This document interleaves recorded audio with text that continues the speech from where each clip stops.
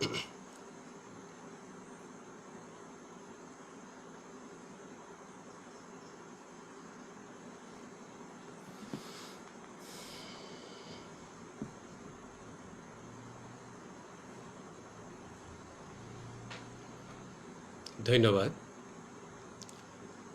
আজি 2 অক্টোবৰ মহাত্মা গান্ধীক স্মৰণ কৰি আজি মোৰ অনুষ্ঠান আৰম্ভ কৰিবলৈ লৈছোঁ। সদৌ অসম কবি সন্মিলনৰ কাব্যগুঞ্জন এই অনুষ্ঠানটিৰ জৰিয়তে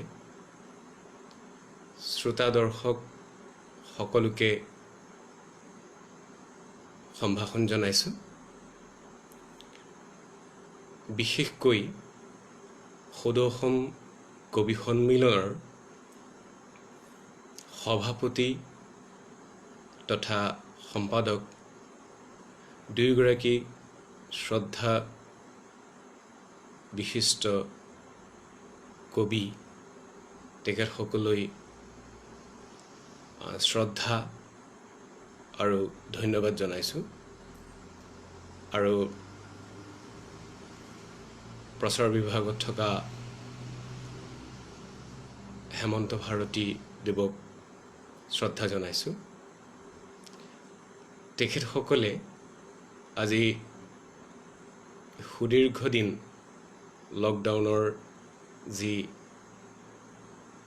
সময়ছোৱা, এই সময়ছোৱাত তেখেতসকলে যি কাৰ্যসূচী গ্ৰহণ কৰি আহিছে, এই কাৰ্যসূচীয়ে কবি সন্মিলনৰ প্ৰতি থকা মোৰ যি আকৰ্ষণ, সেই আকৰ্ষণক দুগুণে বঢ়াই তুলিছে। এটা কথা ভাল লাগিছে, তেখেতসকলে অসমৰ চুকে কোণে সোমাই থকা বহুতো প্ৰতিভাক বহুতে নাজানে তেনেকুৱা মানুহক বা তেনেকুৱা বিশিষ্ট ব্যক্তিক তেখেতসকলে উলিয়াই আনিছে। এইটো তেখেতসকলৰ বৰ প্ৰশংসনীয় আৰু শুভেচ্ছামূলক কাম। আৰু এনেধৰণৰ কামেই কবি সন্মিলনৰ প্ৰসাৰতা আৰু দীৰ্ঘায়ু কৰি তুলিব বুলি মোৰ দৃঢ় বিশ্বাস। আজি কবি সন্মিলনৰ উদ্যোক্তাসকলে সকলো কৰ্মীকে শুভেচ্ছা জনাই মই তেখেতসকলৰ আমন্ত্ৰণ ক্ৰমে এই চলমান ৰূপত লাইভত আহিছোঁ।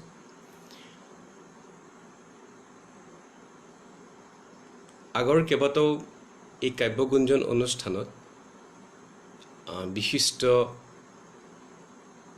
পণ্ডিত ব্যক্তিসকলে এই আবৃত্তি বিষয়ক কথা কৈ গৈছে, তত্ত্বগধুৰ কথাও কৈছে। মই ঠিক সিমান তত্ত্বগধুৰ কথা ক'ব নোৱাৰিম।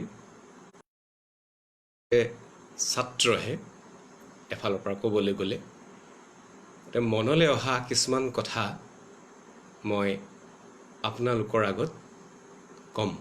ভুল ত্ৰুটি আপোনালোকে আঙুলিয়াই দিব বুলি আশা কৰিলোঁ। আজি মই বিষয় এটা বাছি লৈছোঁ, কেইবাটাও বিষয়ৰ ওপৰত ক'ম। এটা বিষয় বাছি লৈছোঁ যে আবৃত্তি পৰিৱেশ। আবৃত্তি পৰিৱেশ মানে আবৃত্তিৰ ক্ষেত্ৰত যিখিনি সামাজিকতা আছে, মানে এখন সমাজত আবৃত্তি বিষয়টো কি ধৰণেৰে গ্ৰহণ কৰিছে আৰু কি ধৰণে তাক প্ৰতিপালন কৰিছে, এইখিনি কথাৰ তাৰ ভিতৰত পৰিব। আবৃত্তি পৰিৱেশ জল পটকৈ আমাৰ আগত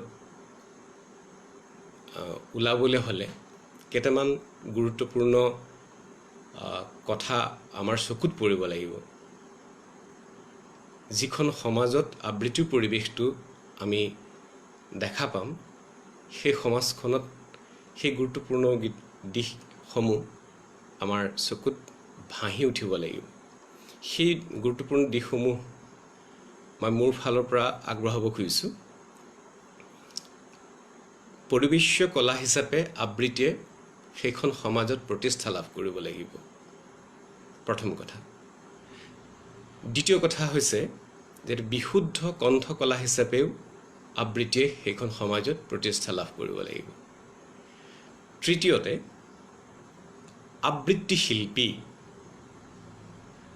শিল্পী আৰু অন্যান্য ব্যক্তিসকল, মানে আবৃত্তিৰ লগত জড়িত যিসকল ব্যক্তি আছে, তেওঁলোকৰ নিজস্ব যিটো পৰিচয়, সেই পৰিচয়টো গঢ় লৈ উঠিব লাগিব। চতুৰ্থতে আবৃত্তিৰ শিল্পীৰ ব্যক্তিগত আবৃত্তি শৈলী গঢ় লৈ উঠিব লাগিব। পঞ্চমতে আবৃত্তি মানুহে নিচা বুলি ধৰি লয়, কিন্তু নিচাৰ লগতে আবৃত্তিৰ এটা পেছাগত দিশো আছে, সেইটো সেইখন সমাজত প্ৰতিষ্ঠা লাভ কৰিব লাগিব। ষষ্ঠতে হ'ল আবৃত্তি কেৱল মুখস্থ পঠন নহয়, ই ব্যাকৰণসন্মত বা শাস্ত্ৰসন্মত বা তত্ত্বগত এটা বিষয়, আৰু সেইকাৰণে ইয়াৰ এটা শিক্ষণীয় দিশ আছে। মানে আবৃত্তিটো হৈছে এটা শিক্ষণীয় বিষয়, এটা পাঠ্যক্ৰমৰ জৰিয়তে আবৃত্তিটো শিকাটো জৰুৰী। গতিকে সেইখন সমাজত আবৃত্তিৰ যিটো শিক্ষণীয় দিশ, সেই শিক্ষণীয় দিশ বা সেই পাঠ্যক্ৰম, আবৃত্তি বিষয়ক পাঠ্যক্ৰমটো সেইখন সমাজত প্ৰতিষ্ঠা লাভ কৰিব লাগিব। সপ্তমতে হ'ল আবৃত্তি বিষয়ক গ্ৰন্থৰ বিস্তৰ প্ৰকাশ হ'ব লাগিব। এইকেইটাই হৈছে বিশেষ দিশ। এই দিশকেইটাৰ ওপৰত মই যিমান পাৰোঁ ক'বলৈ চেষ্টা কৰিম। পৰিৱেশ্য কলা হিচাপে আবৃত্তিয়ে সেইখন সমাজত, যিখন সমাজত পৰিৱেশটো গঢ় লৈ উঠিব, সেইখন সমাজত পৰিৱেশ্য কলা হিচাপে আবৃত্তিয়ে প্ৰতিষ্ঠা লাভ কৰিব লাগিব। পৰিৱেশনথলীত আবৃত্তি কৰোঁতে বক্তব্যৰ তাৎপৰ্য শ্ৰোতা দৰ্শকে বুজাৰ উপৰিও আবৃত্তিৰ জৰিয়তে শ্ৰোতা দৰ্শকে আনন্দ প্ৰাপ্তিও হ'ব লাগিব। তেতিয়াহে সি পৰিৱেশ্য কলালে উত্তীৰ্ণ হ'ব। পৰিৱেশ্য কলা হিচাপে প্ৰতিষ্ঠা লাভ কৰিবলৈ হ'লে আবৃত্তিৰ মঞ্চায়ন হ'ব লাগিব। বিভিন্ন মঞ্চত আবৃত্তিৰ পৰিৱেশন হ'ব লাগিব আবৃত্তি শিল্পীৰ জৰিয়তে। এতিয়া দেখা যাওক অসমত এই পৰিৱেশটো কি ধৰণে গঢ় লৈ উঠিছে। পৰিৱেশ্য কলা হিচাপে অসমত বৰ সন্তোষজনকভাৱে প্ৰতিষ্ঠা লাভ কৰিছে বুলি পোনচাতেই কৈ দিব পৰা নাযায়। কাৰণ এতিয়াও সভা সমিতিতে হওক, সাহিত্য বা ভাষাৰ যিকোনো অধিৱেশনতেই হওক, আবৃত্তি পৰিৱেশন কৰিবৰ কাৰণে কোনো শিল্পীক আমন্ত্ৰণ সাধাৰণতে কৰা দেখা নাযায়। কিন্তু কলকাতাত আবৃত্তি পৰিৱেশনৰ অনুষ্ঠান থাকে বা আবৃত্তিৰ অধিৱেশনো হয়। এই ক্ষেত্ৰত অসম কিছু পিছ পৰি আছে বুলি ক'লে বৰ বেছি ভুল নহ'ব। তথাপিতো এই পৰিৱেশ কলা হিচাপে খুব ক্ষীণকৈ হ'লেও অসমত প্ৰতিষ্ঠা লাভ কৰিছে। পৰিৱেশটো সন্তোষজনক নহ'লেও কিছু খুব কম শতাংশ হ'লেও প্ৰতিষ্ঠা লাভ কৰিছে। এতিয়া দেখা যাওক যে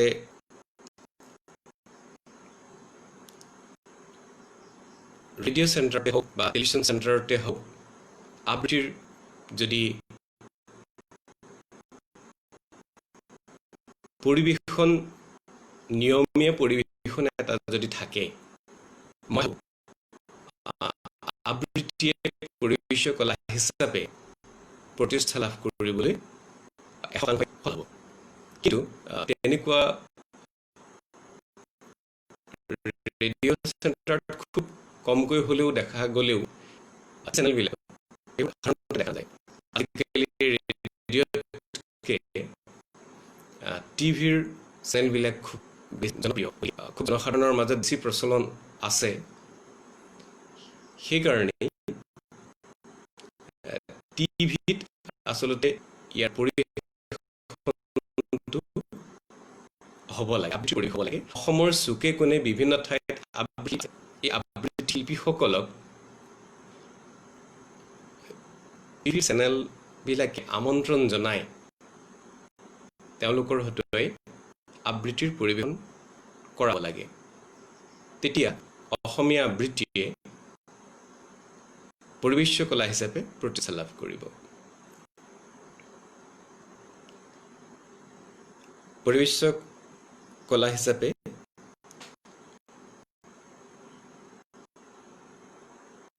ইমানে ক'লো। তাৰপিছত আহিলে কণ্ঠকলা হিচাপে আবৃত্তি।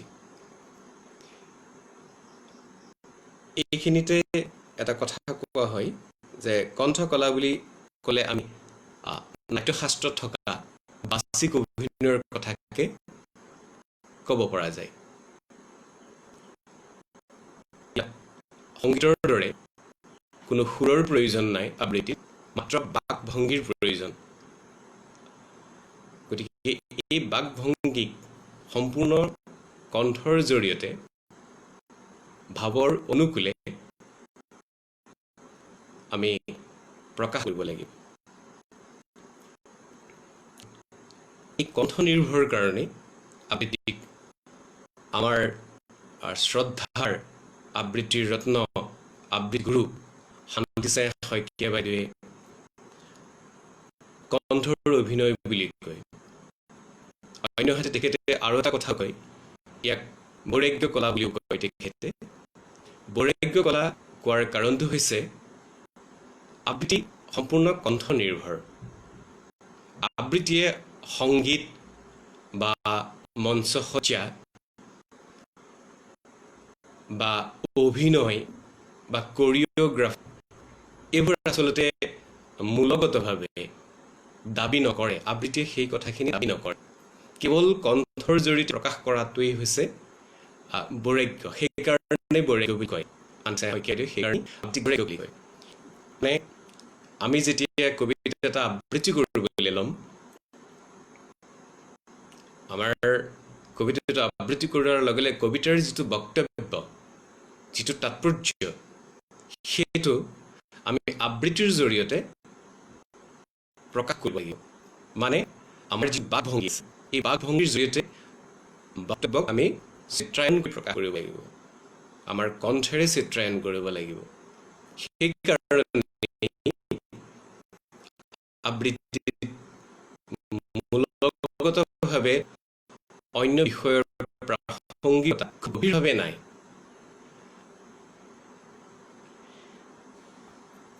তাৰপাছত আহিল ৩ নম্বৰত আবৃত্তি শিল্পী আৰু অন্যান্য ব্যক্তিসকল।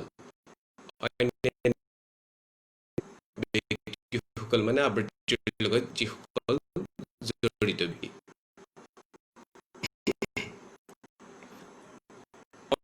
এজন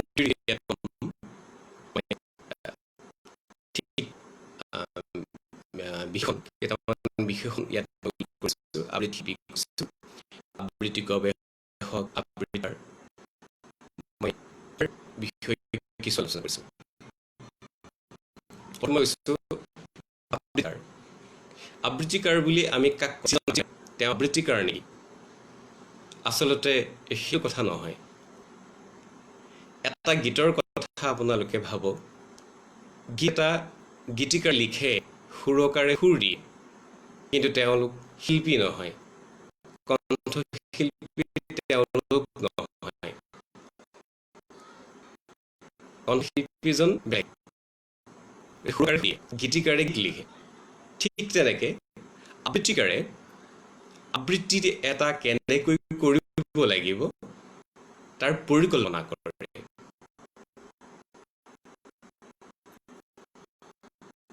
সেইজনে হৈছে আবৃত্তিকাৰ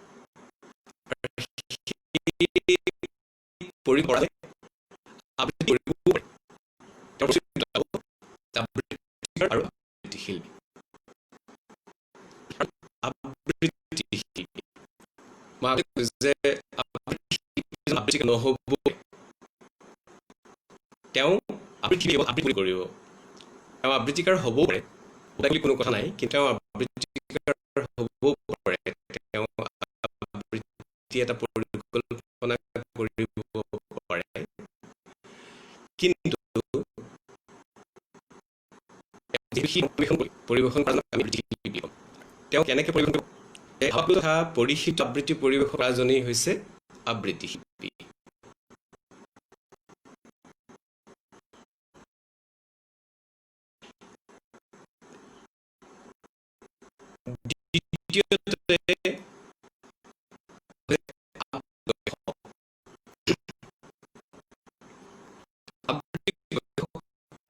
জনে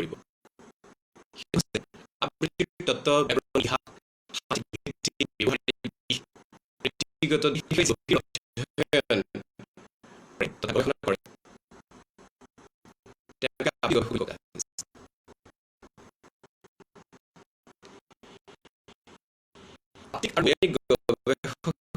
হিচাপে আমাৰ অসমত এজন ব্যক্তিৰ নাম ভূপেন চক্ৰৱৰ্তী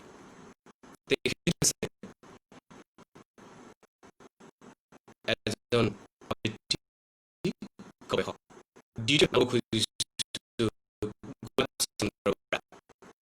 অসমীয়া আবৃত্তি গ্ৰন্থেৰে তৃতীয়তে আমাৰ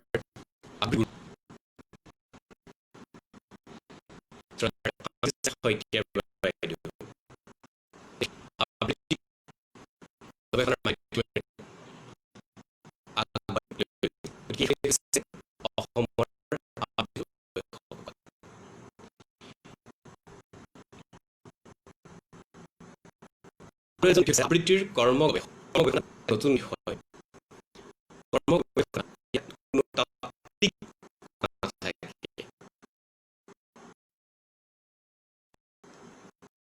ইয়াত ব্যৱহাৰিক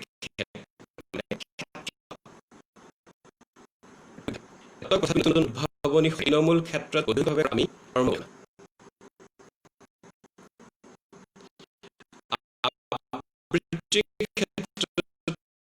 এনে কৰ্ম গৱেষণা নৈ কৰিব নোৱাৰি মন কৰিব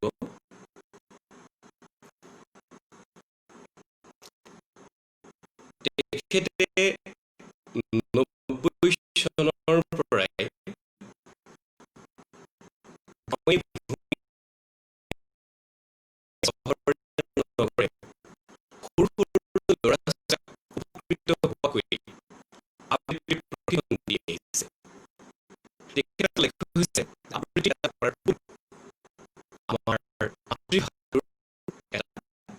শিক্ষণ